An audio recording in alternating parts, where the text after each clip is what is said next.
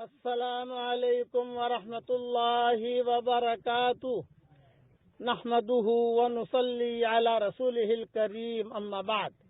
آج کا سبق سن لیجئے۔ آج کے سبق کی سرخی ہے اولاد کے ساتھ اچھا سلوک کیجئے، پارٹ نمبر 7۔ کبھی بھی اپنی حیاتی میں اپنے بچوں کو دینا چاہتے ہو تو سب کو برابر تقسیم کرو۔ آپ کے 6 لڑکے ہیں، 3 لڑکیاں ہیں، تو سب کو اپنی حیاتی میں برابر دو۔ آپ کے پاس پیسہ ہے، 1 کروڑ روپیہ دینا ہے، تو اب جو یہ میراث نہیں ہو رہی ہے، آپ زندہ ہیں، آپ ہدیہ دے رہے ہیں، تو ہدیہ دینے میں برابری مطلوب ہے۔ میراث یہ مرنے کے بعد ہوتی ہے، جس میں 2 حصے لڑکے کو دیے جاتے ہیں، 1 حصہ لڑکی کو دیا جاتا ہے۔ وہ بھی اللہ کا دیا ہوا مال ہے جو آپ تقسیم کر رہے ہیں۔ یہ کوئی آپ کی چیز نہیں ہے، یہ تو اللہ تعالی نے دیا، اسباب تو اللہ بناتا ہے۔ لیکن حیاتی میں آپ اگر کرنا چاہتے ہیں، بعض مرتبہ بعض ماں باپ کہتے ہیں کہ میری حیاتی میں کچھ دے دوں، تو اس میں اونچ نیچ نہیں کہ بڑے لڑکے نے بہت کام کیا زیادہ دے دوں، یہ چھوٹے لڑکے نے کم کام کیا اس کو کم دے دوں، نہیں۔ بخاری شریف میں ایک قصہ آتا ہے، ایک صحابی کا نعمان ابن بشیر یا بشیر ابن نعمان، یہ دونوں میں سے کوئی نام ہے، کیونکہ میں دوران سفر سبق ریکارڈ کرا رہا ہوں، لیکن یہ قصہ صحیح بخاری میں آتا ہے۔ دونوں میاں بیوی بیٹھے ہوئے تھے اور دونوں میاں بیوی نے سوچا کہ بھئی یہ چیز ہے فلاں میرے بیٹے کو دے دوں، تو بیوی نے کہا کہ بھی دینا ہے تو ٹھیک ہے، لیکن حضور کو گواہ بنا لو۔ چلو ٹھیک ہے، حضور صلی اللہ علیہ وسلم کے پاس آئے اور حضور صلی اللہ علیہ وسلم کے سامنے اس کا تذکرہ کیا کہ ایسا ہے، میں اسے دینا چاہتا ہوں۔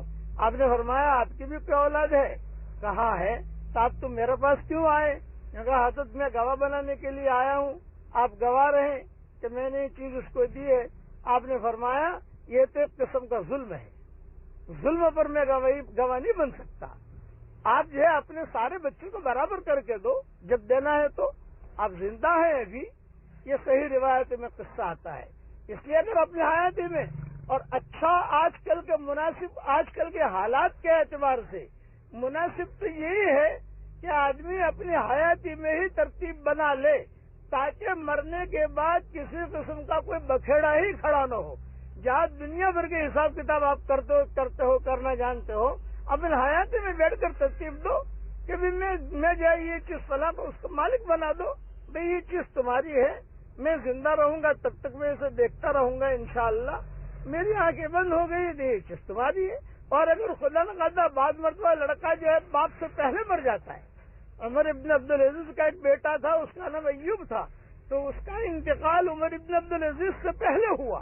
جب انتقال ہو رہا تھا تو یہ ایوب کہہ رہے تھے عمر ابن عبدالعزیز کو کہ میں دنیا سے جا رہا ہوں اور میرے دنیا سے جانے کے بعد جو تم صبر کرو گے اس کا بدلہ اللہ تعالیٰ آپ کو دے گا، یہ بھی کتابوں میں آتا ہے۔ تو جو چیز عمر ابن عبدالعزیز نے دی تھی ان کو، وہ ان کی ہو گئی، ظاہری بات ہے۔ یہ مسئلے مسائل، اچھا آپ کہو گے مولوی صاحب یہ مسئلے مسائل کہاں سیکھیں؟ کوئی سیکھنے کی ضرورت نہیں ہے، علماء بہت ہیں الحمدللہ، ان کے پاس تشریف لے جائیے اور تھوڑا سا ہدیہ بھی لے کر جائیے، خالی ہاتھ مت جائیے، یہ علماء کے پاس جائیے، ہدیہ لے کر جائیے اور کہیے کہ یہ جگہ میری ہے، جگہ میری ہے، جگہ میری ہے، میں ترتیب دینا چاہتا ہوں، آپ ذرا مجھے ترتیب سمجھائیں۔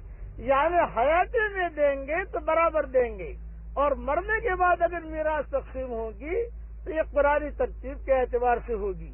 مشرکین مکہ اور مدینہ منورہ میں مشرکین کے یہاں میراث نہیں ہوتی تھی، عورتوں کو تو خاص طور سے میراث ملتی ہی نہیں تھی۔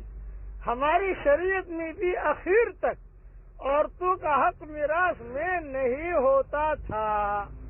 قصے ہوئے، اس قصوں میں عورتیں جو ہے وہ حقدار بنائی گئی، اور اس کا مستقل ایک مضمون ہے جو میں آہستہ آہستہ انشاءاللہ بیان کروں گا۔